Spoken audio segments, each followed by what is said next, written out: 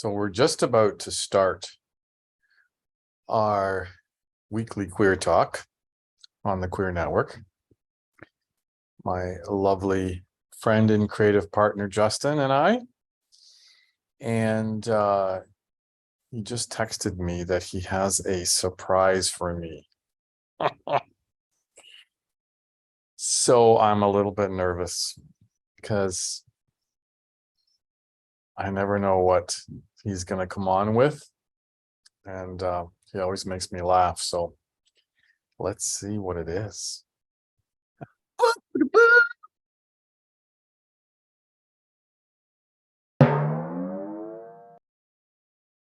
Anything?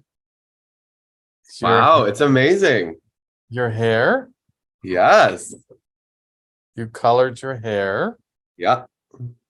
Is it like reddish?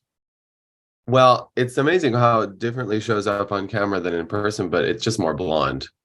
But it's kind of like layered. It's like light blonde. It's not like platinum like yours. This is one of those queer talks that no idea. This was literally No idea. said this many times that no idea. Well, here's the in. We found it. It found us at the beginning. Um I I think it is so interesting what people notice and what people don't notice. And we just experienced it with you noticing my hair, but not necessarily noticing my hair, like as in it wasn't as shocking to you as it feels to me.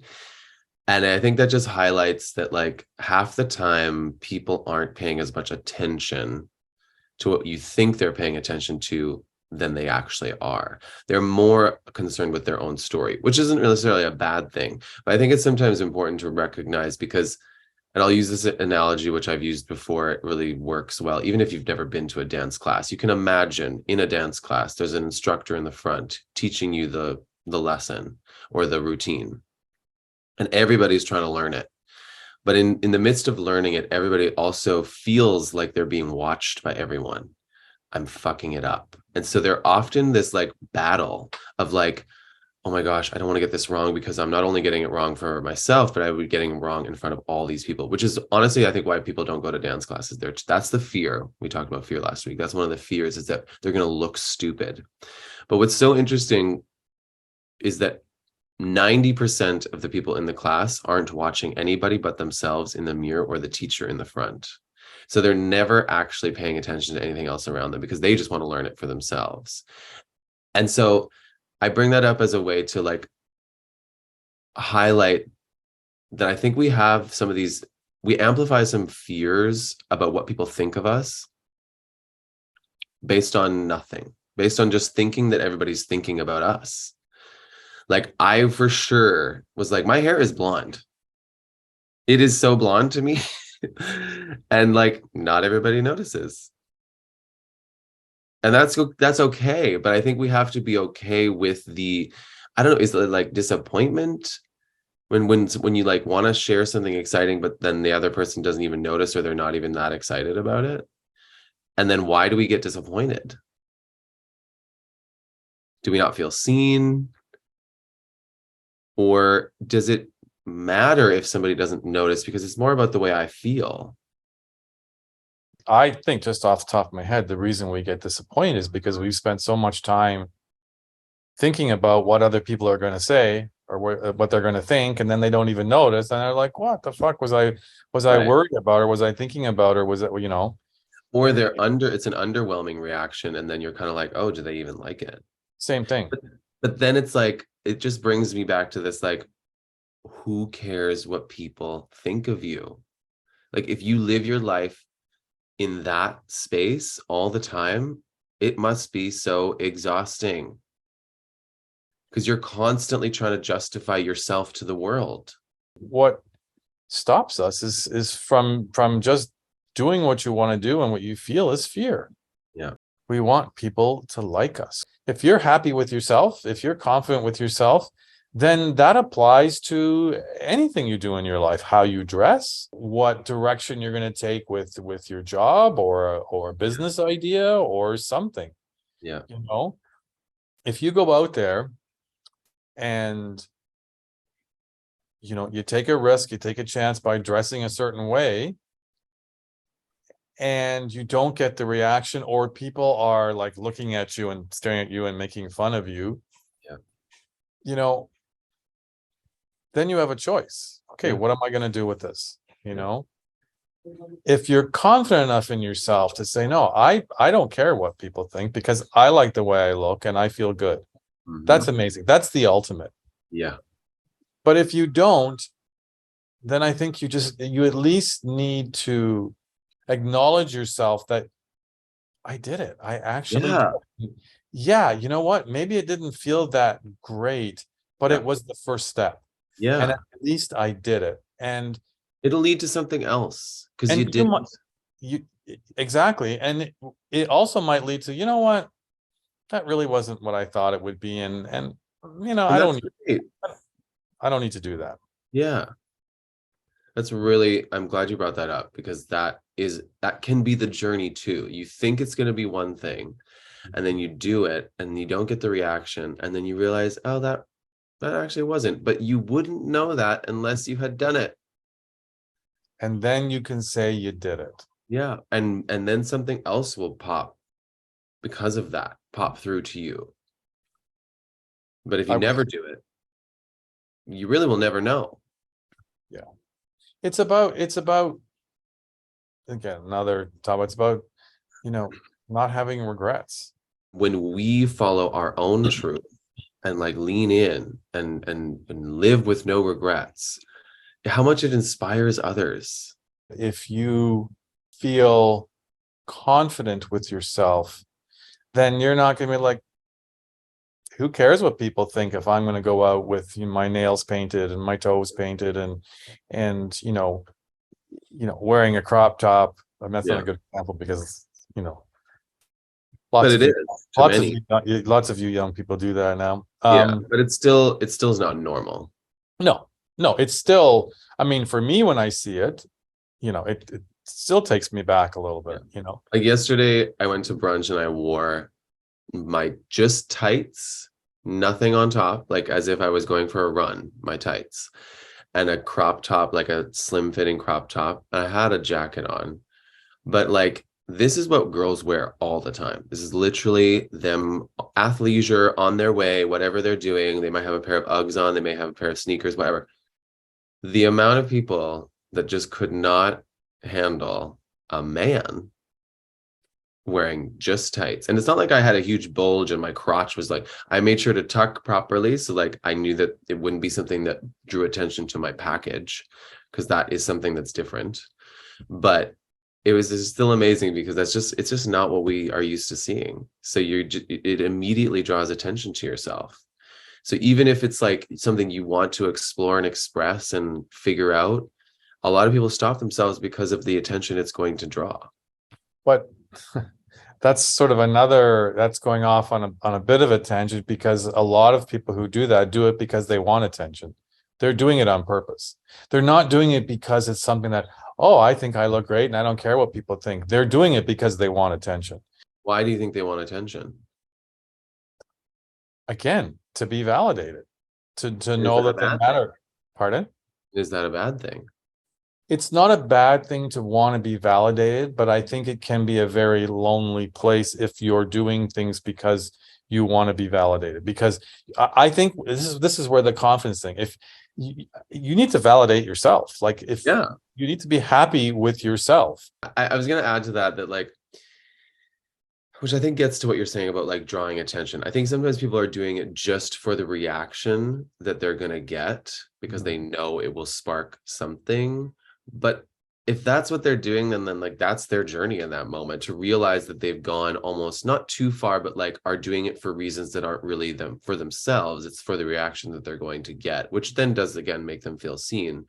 But there's also people who want to do it because they're actually exploring something within themselves and want to figure that out. And I think we don't live in a world right now where it's very encouraging to explore.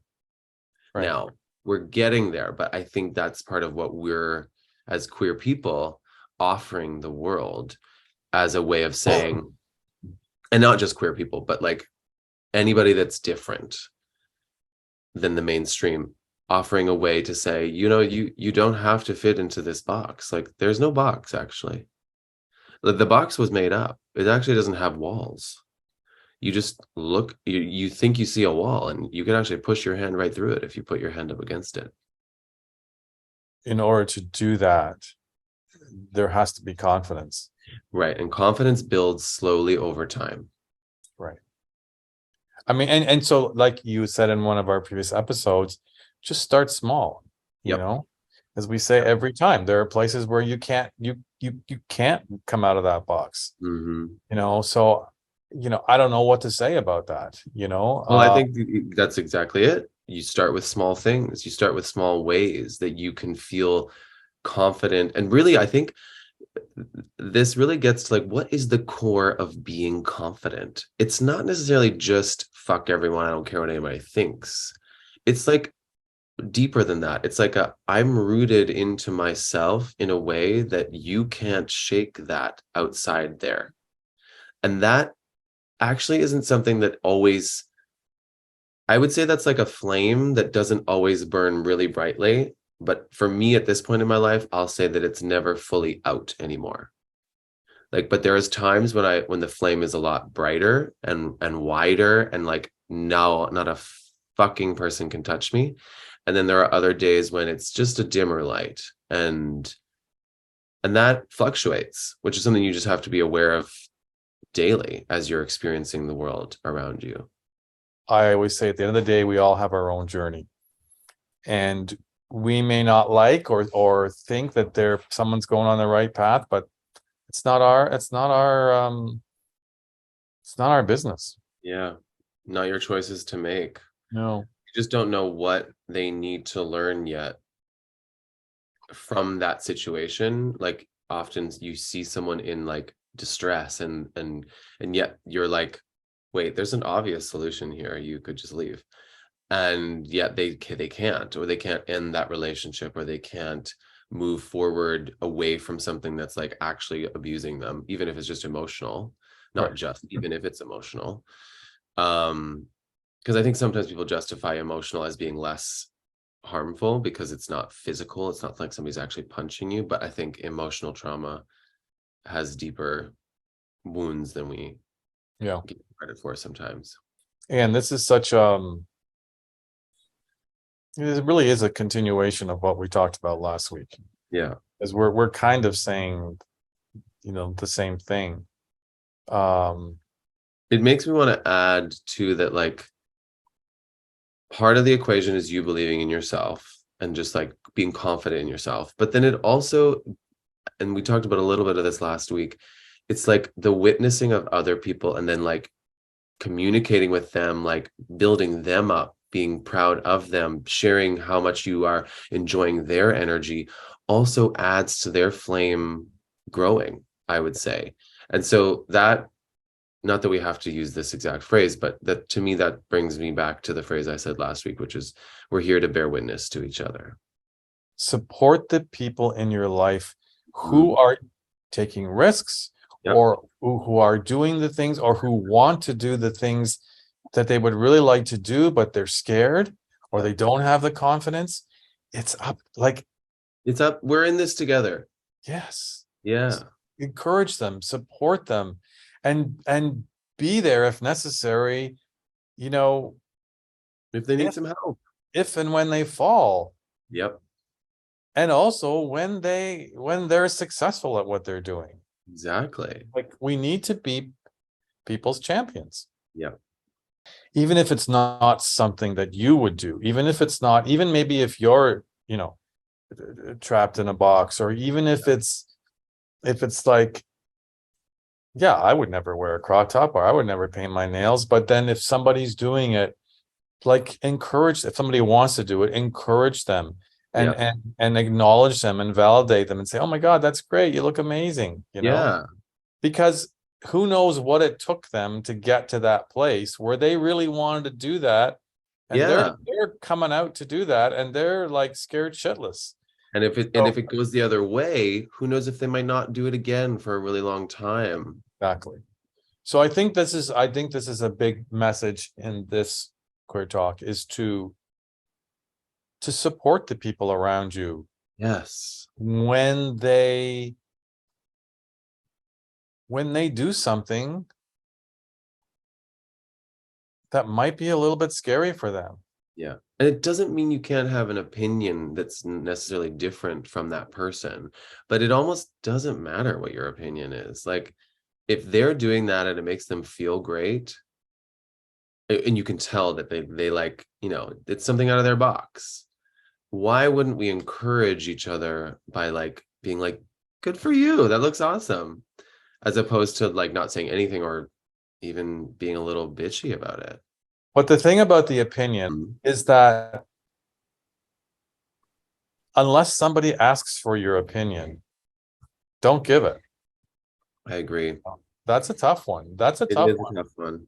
Yeah. But I think it's a tough one for us queer people because we have been made to feel a fool for being ourselves at the like by the world around us. Like, they've had an opinion of us since the second we got here, and they've made sure we know that opinion.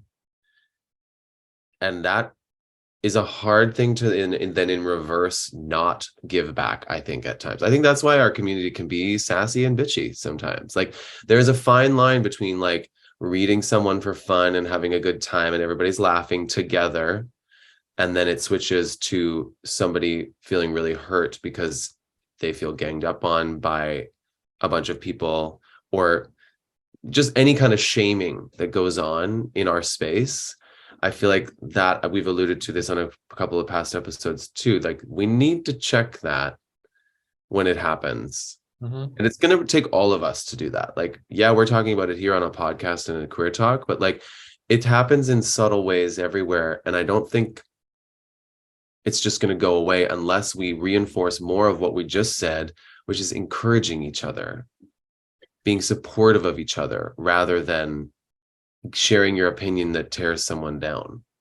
And it's tough when you're in certain places, in the world where, I mean, it's completely illegal. Yeah. And it's to be always who in your you are. face. Yeah. And there's even a place that who would have ever thought that it's, how do I say it? You'll be able to say it better than I can. So it's where you live in the US. Yeah. What's happening there? It's like they're trying, certain people, are trying to push us back in the closet, which is insane. Yeah. How many states are about to or are planning legislation against drag queens, making it illegal to be a drag queen in public spaces? Like, this will have no, I mean, I don't know where this is actually going to go, but in terms of will they actually be able to pass some stuff, some places probably will, but what kind of repercussions it will have for the actual community, I think that's the stuff that, like, I can objectively sit here and go, I'm going to be okay regardless. But for the people that are in places in the world or in places in this country where they're so much more connected to that energy of we need to stop that, that's hard. It is, but it will, I mean, if they go too far,